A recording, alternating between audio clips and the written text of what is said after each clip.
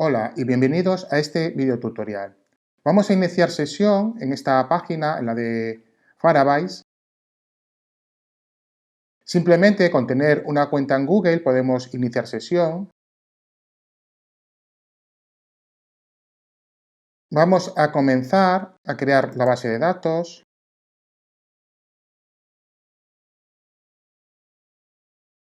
Voy a crear el proyecto. Vamos a ingresar un nombre. Pulsamos en continuar. Voy a deshabilitar las analíticas de Google. Vemos que comienza a crearse el proyecto.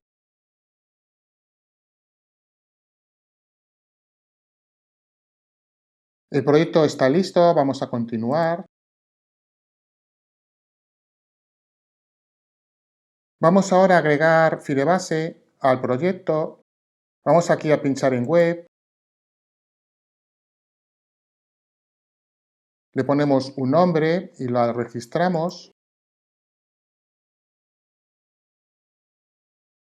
Aquí vemos cómo podemos instalar Firebase. Nosotros ya lo hemos instalado. Lo que sí vamos a hacer ahora es copiar todo este texto. Lo copiamos. Y aquí en el archivo main voy a pegarlo todo. Vamos a volver a la página web. Finalmente lo que vamos a hacer es crear una nueva base de datos.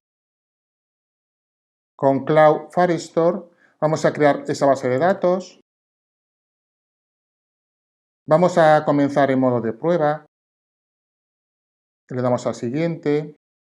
Elegimos nuestro servidor.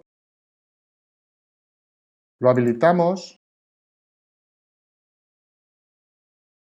Vamos ahora a iniciar nuestra primera colección. Voy a seleccionar ID automático y creamos nuestro primer documento. Voy a añadir otro campo.